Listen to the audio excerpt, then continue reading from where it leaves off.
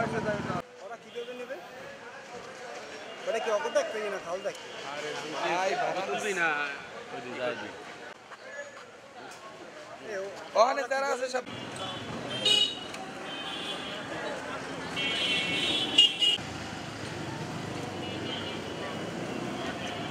বলো লইয়া ওই একটা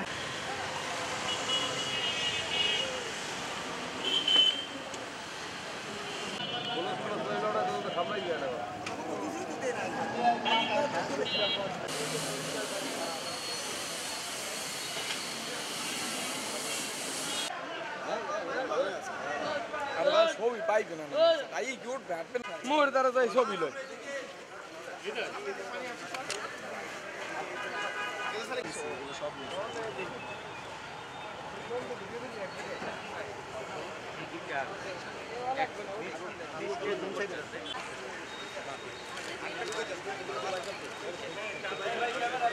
খাল হইল না খালা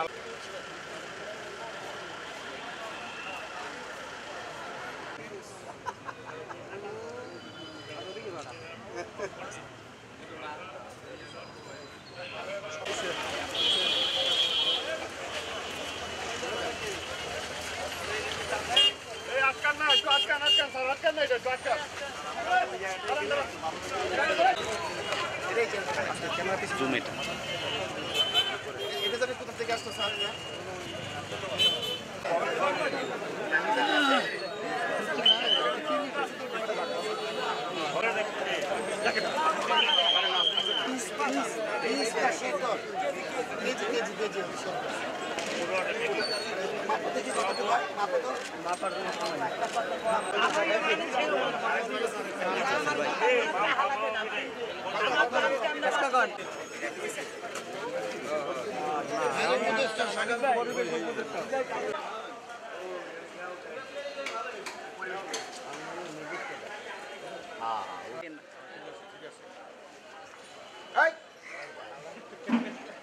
अरे ना बड़ा ये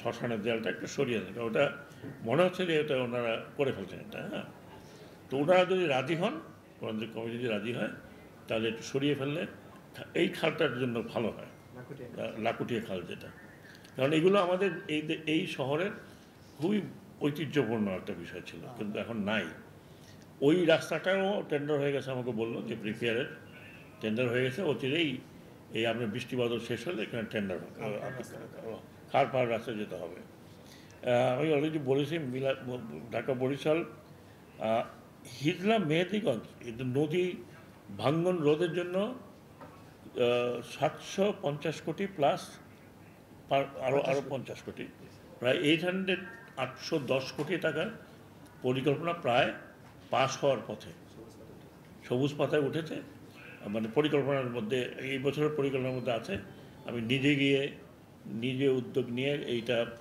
সবুজ পাতা উঠিয়েছি এটা প্রি একনেক অচিরেই হবে এবং আশা করি যে এই শীতের মধ্যে কাজ শুরু হবে সেটা হবে হিজলা মুলাদি মেহেন্দিগঞ্জ নদী ভাঙ্গন প্রতিরোধ কারণ এখন খুব খারাপ অবস্থা আছে ভাঙ্গনের এটাও ইনশাল্লাহ হবে আর তারপরে আছে কোথায় এটা হাতেম আলী কলেজ এবং বিএম কলেজ এটার জন্য একটা অলরেডি ছোটোখাটো বরাদ্দ আসছে এটা একটা সংস্কার করার জন্য পরবর্তীতে বড় বরাদ্দ আসবে যেটা নতুন কিছু হল রাস্তাঘাট ইত্যাদি পুনর্নির্মাণের জন্য ইতিমধ্যে আপনারা জানেন যখন আমাদের পরিকল্পনা উপদেষ্টা এসেছিলেন তিনি আমাকে বলে গেছেন যে তিনি কিছু ইমিডিয়েটলি কিছু টাকা দিতে পারেন কিন্তু আমাদের এই যে আমাদের গণপূর্ত শিক্ষা প্রকৌশল তারা আবার বিশাল একটা প্রজেক্ট নিয়ে বসছে আমি বলছি ওটা তো আসতে থাকুন বিএম কলেজের জন্য ইমিডিয়েট যে টাকা সংস্কারের জন্য এটা আমি ফিরে গিয়ে আবার একটা উদ্যোগ নেব যাতে এই টাকাগুলো পাওয়া যায়। হ্যাঁ হ্যাঁ, এটার জন্য ডিপিপি ডিপিপি বলে ডিটেলে যাওয়ার কোনো দরকার নেই। ডিপিপি হয়েছে বিএম কলেজ এবং এটা কলেজ। তারপরে আপনার নদী, এটা আপনারা দেখেছেন আমরা ছোটোখাটো গুড নিউজ ইজ এখানে বিআইডব্লিউটিসির চেয়ারম্যান আছেন এখানে বসে আমার পাশে। আমরা সেই পুরনো জমানার 125-30 বছর পুরনো জাহাজ, যেটা স্টিমার বলতে আপনারা জানতেন, একসময় এখানে একটা স্টিমার ঘাট ছিল, যেটা আমি দেখে আসলাম যে নতুন করে ওয়ার্ল্ড ব্যাংক একটা ঘাট তৈরি করছে। আশা করি যদি আল্লাহ আমাদের কপালে রাখে অক্টোবরের মাঝামাঝি এই স্টিমার নিয়ে আমি হয়তো বরিশালে আসতে পারি। এবং আপনারা সবাই প্যাডেল জাহাজ, আপনারা সবাই, এটা আমাদের ঐতিহ্যবাহী একটা জাহাজ। হয়তো এটা কমার্শিয়াল ওরকম মতো নাও হতে পারে, কিন্তু আপনারা যদি সমর্থন করেন, আপনাদের সবাইকে চড়াবো কেন্দ্র নিয়ে আসেন, আপনারা যদি সমর্থন করেন তাহলে এটা আমাদের দেশের আমরা জিনিসপত্র ভেঙে ফেলতে খুব ওস্তাদ, সব ভেঙে ফেলো, যা পুরনো আছে যা ভেঙে ফেলো, কিন্তু বিশ্বে কিন্তু এগুলো ভাঙে না। আপনারা যারা হয়তো বাইরে যাবেন দেখবেন যে ইউরোপের প্রত্যেকটা নদীতে এগুলো চলতেছে এবং একটা ট্যুরিস্ট অ্যাট্রাকশন। কিন্তু বরিশালে কোনো অ্যাট্রাকশন নাই, যা আছে ভেঙে চলে শেষ।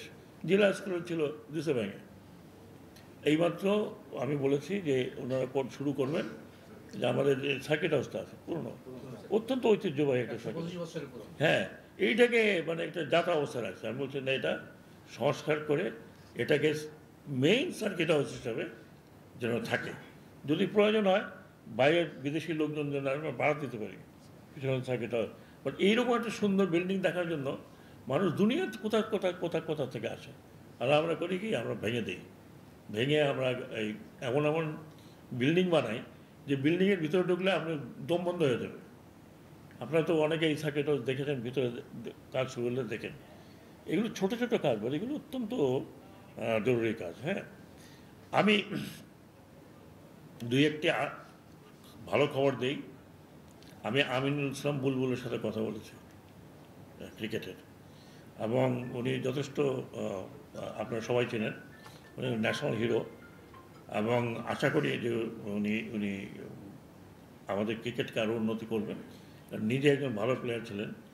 আমাদের বরিশালে এসে ইন্ডিয়ার সাথে প্রথম টেস্টে উনি 145 রান করে উনি রেকর্ড করেছিলেন। তো উনি এখন বিসিসিআইতে আছেন। আমি ওনাকে বলেছি যে আমি এখানে আইপিএলের খেলা দেখতে চাই আমাদের স্টেডিয়ামে। তো উনি আমাকে প্রমিস করেছেন যে এখন মিটিং হচ্ছে, 2 নম্বর এজেন্ডাতে আমি রাখবো এটা। আমি বললাম আমাদের বরিশাল ফরচুনের খেলা দেখতে চাই। আপনি যদি আইপিএলের খেলা এনে দেন,